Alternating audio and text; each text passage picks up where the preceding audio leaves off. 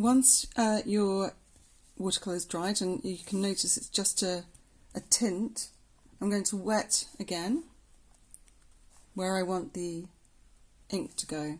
Okay, so I'm just going to do it in sections. Wherever it's wet, that's where I'm inviting the ink to go. Okay, so I'm going to go straight in with black ink. You can decant some. If I see from this example, see what happens, it sort of immediately spreads. Okay, so I just want to check my flow. And then I'm just going to invite it to spread.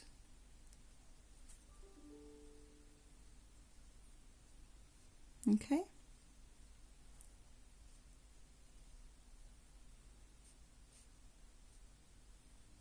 Okay, then I'm going to clean off,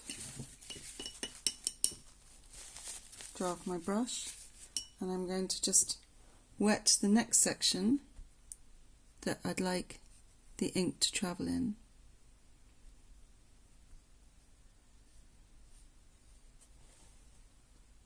Okay, so once again, get some ink on my brush.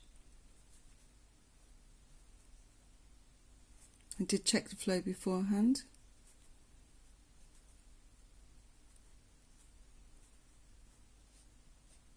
And I'm going to use the edge of the brush as well as the broad side. Okay.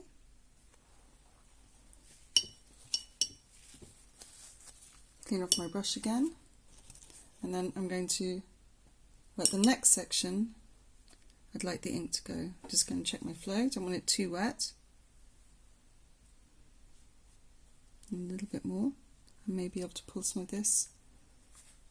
Check my flow.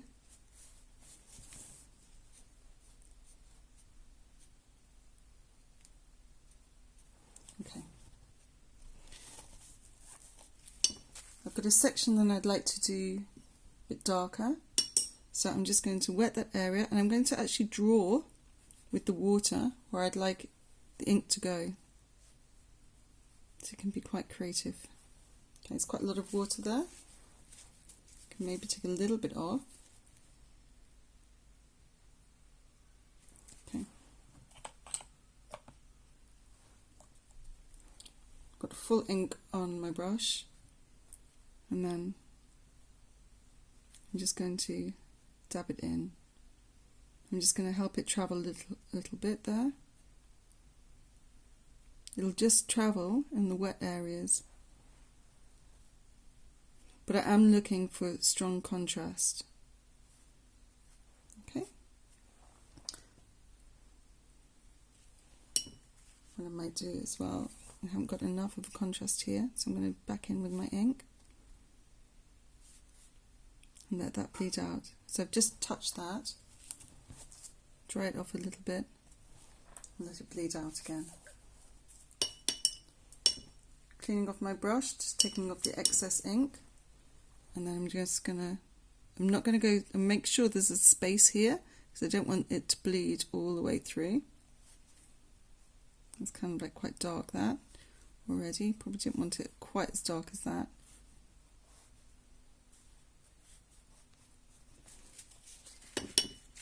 So I might just capillary smooth that off.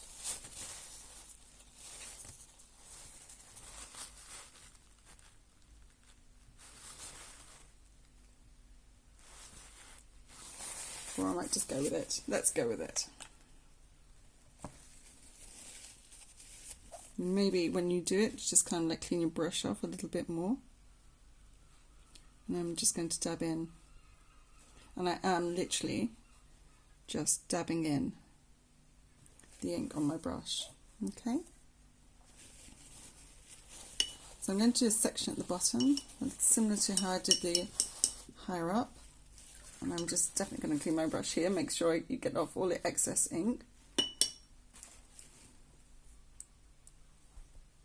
And then I'm just going to again draw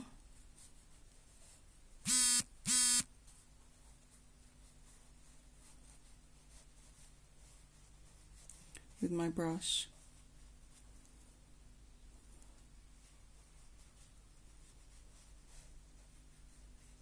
Okay, so I've got quite a nice shape going on there. And again, I'm going to go straight in. And I'm going to put the neat ink on there. I'm going to invite it to travel.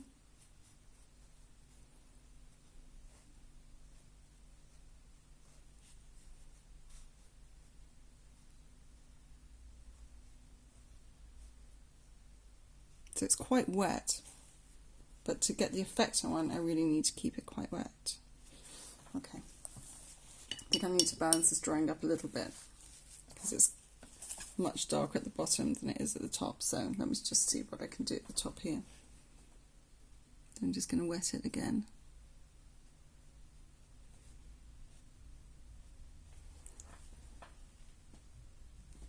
And then let's keep a little bit of detail. Just using the end of my brush.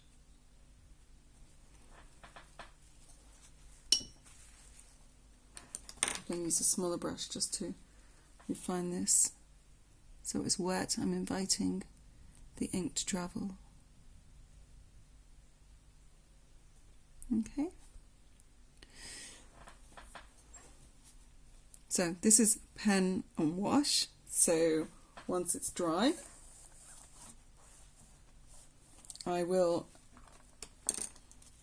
use, hold on, I'm just going to do a little dab that I think would be really nice to,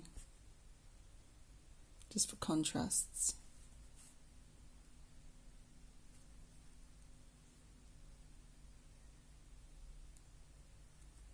See, the moment you touch there, the moment it starts travelling.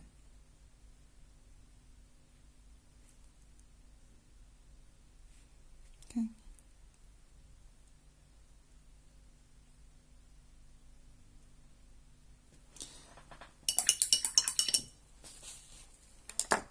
So once it's dry,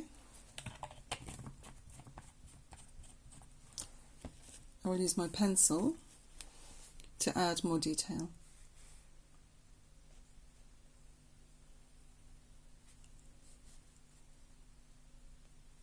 So we're using pencil instead of pen. Because the ink, the dark ink, is doing an awful lot of the work. We just need to not overload the drawing with too many dark lines. We just have slightly more muted lines in comparison.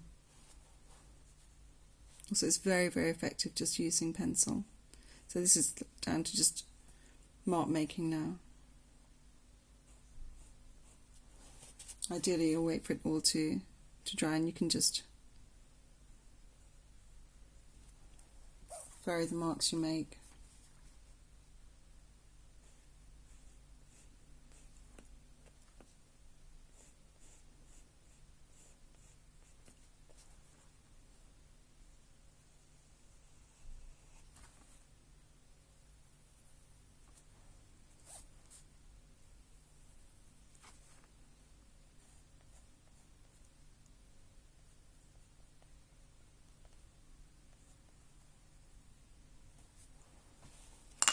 Okay, I'm just going to leave it there for now